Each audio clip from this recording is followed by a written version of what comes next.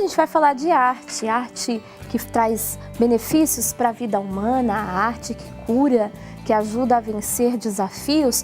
Você já ouviu falar, por exemplo, da musicoterapia? A gente vai conversar um pouquinho sobre este assunto. Estamos recebendo o musicoterapeuta Mauro Anastácio para conversar com a gente. Mauro, bom dia. Seja bem-vindo aqui ao Vida Plena, fique à vontade. Muito obrigado. A gente vai entender um pouquinho mais sobre esse assunto. Se você tiver dúvidas, você pode entrar em contato com a nossa produção.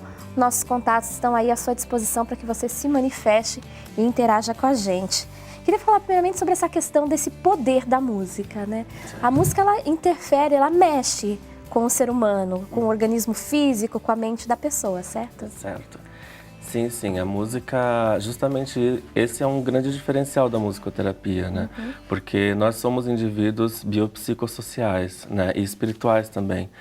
E a música, ela envolve todas essas dimensões, né? Então, dentro da musicoterapia, a gente enxerga esse indivíduo, esse ser humano de todas essas formas, trabalhando o corpo, trabalhando o cérebro, né? Trabalhando a mente, o bem-estar da saúde mental e também as questões sociais, né? Entendi. Como que acontece, por exemplo, uma sessão de musicoterapia? Então, primeiramente, é feita uma avaliação, né? Quando alguém nos procura para musicoterapia, primeiro nós vamos avaliar de que forma que a musicoterapia pode colaborar com aquele indivíduo, né? Qual é a queixa que ele tem, o que ele espera. E depois de ser feita essa avaliação e a gente saber também que tipos de música ele gosta mais, que tipos de instrumentos musicais, se ele gosta mais de tocar ou de cantar, então nós vamos fazer um planejamento terapêutico.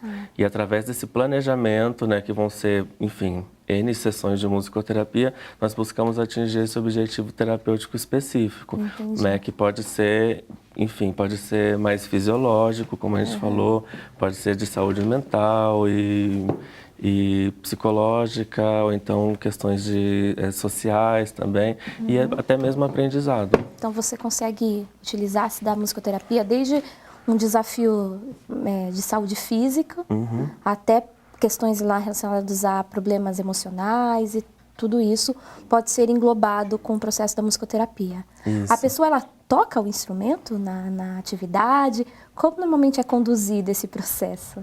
Sim. Existem alguns tipos, né, de estratégias em musicoterapia que podem ser com improvisação musical, né? Então, às vezes, o paciente ele precisa expressar algum sentimento que ele tem em si, né? E pode acontecer de que seja difícil de expressar com palavras.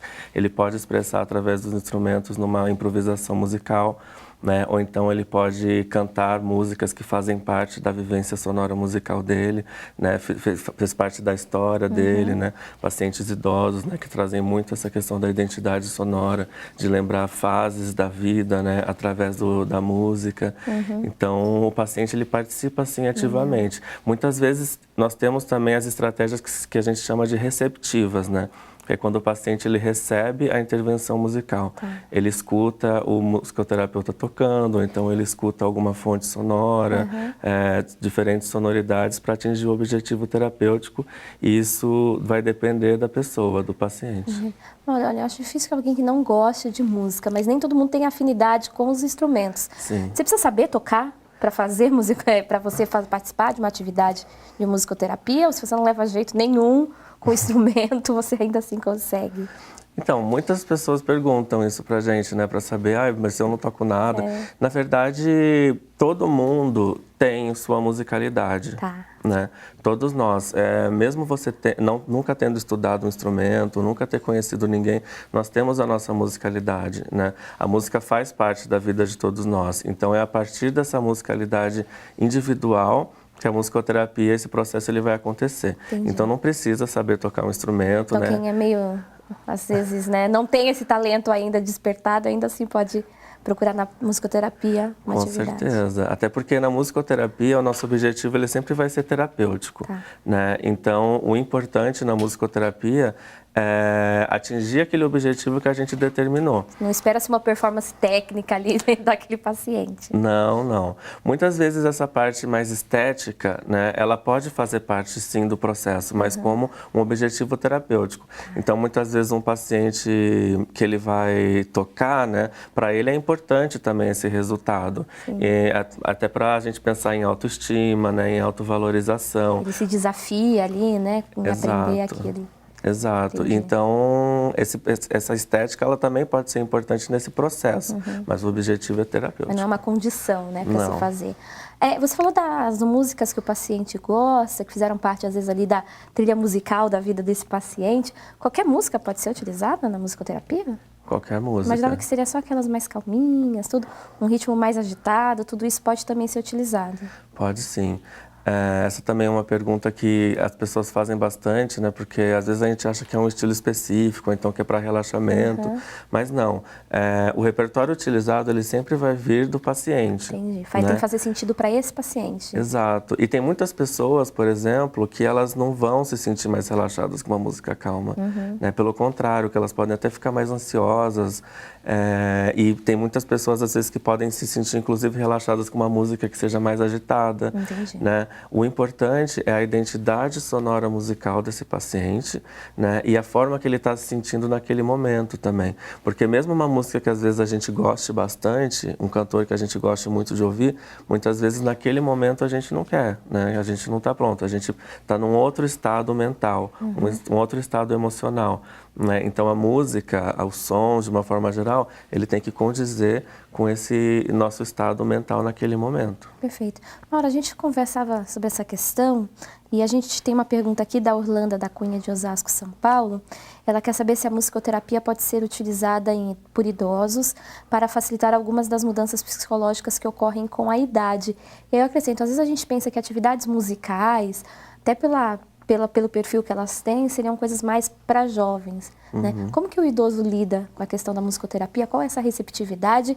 E aqui, respondendo a pergunta da Holanda, pode ajudar nas mudanças que são comuns na vida do idoso?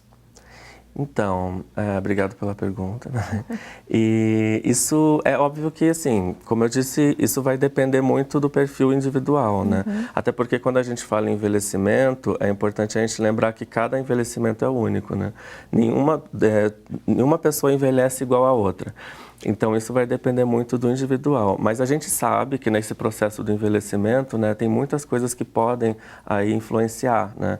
Esses processos, por exemplo, de aposentadoria, né, ou então de uma reclusão social, assim. E a musicoterapia, ela pode ajudar, muitas vezes, ressignificando esse momento. A música tem esse fator social muito forte, né? Sim, trazendo integração social também, né?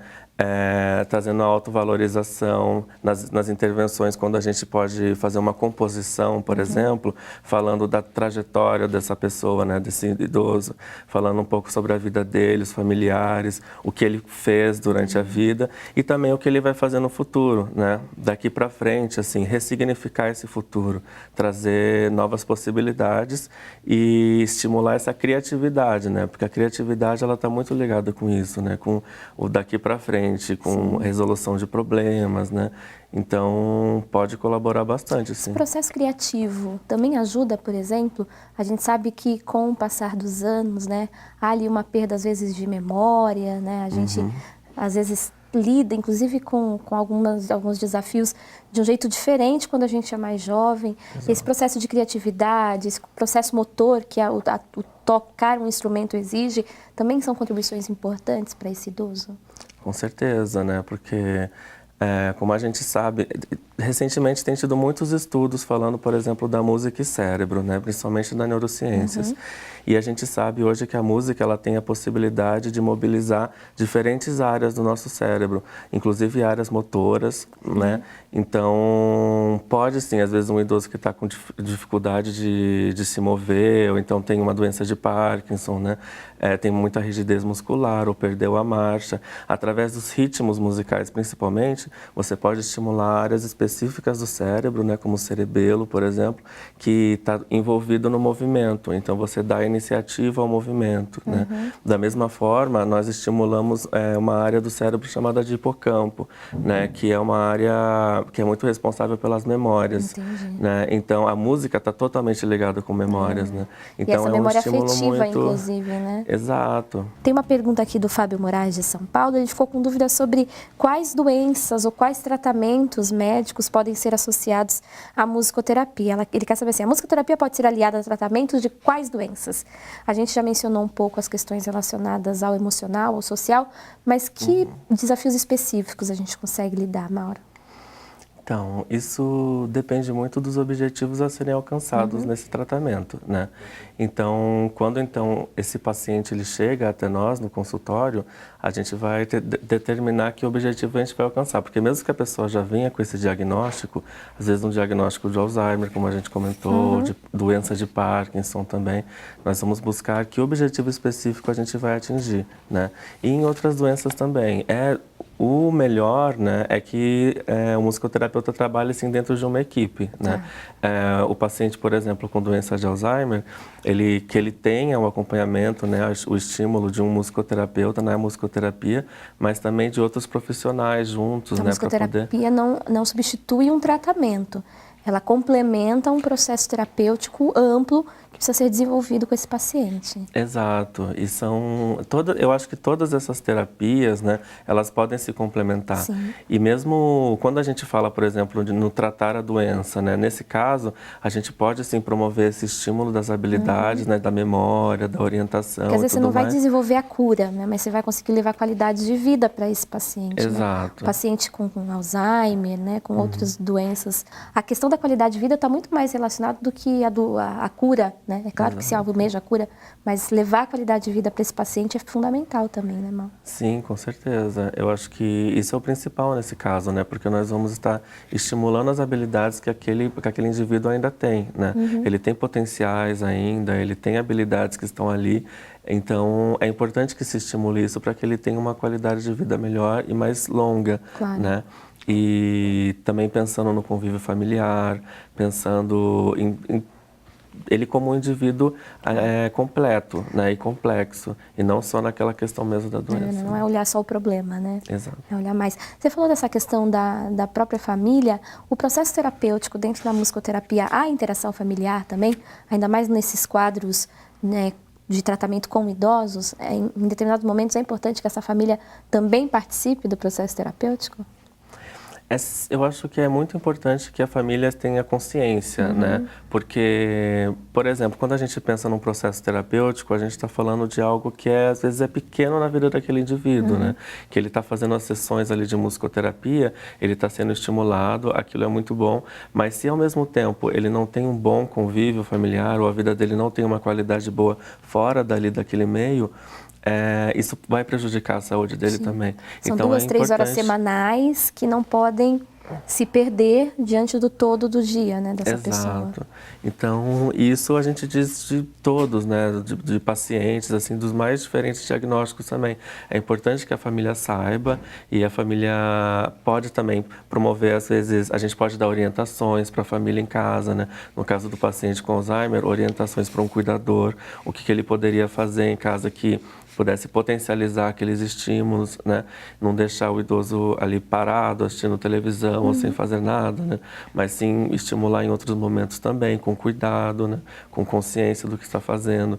Então, é muito importante a participação familiar e a consciência do que a gente está promovendo também, que tenha esse diálogo constante. Que consiga se dar continuidade a esse processo, né? Você mencionava alguns dos benefícios, por exemplo, o restabelecimento do ritmo da marcha, né, desse idoso. Além disso, por exemplo, há um estímulo da fala, há outros estímulos que a gente percebe com a musicoterapia sendo absorvidos por esse idoso que faz essa atividade? Sim.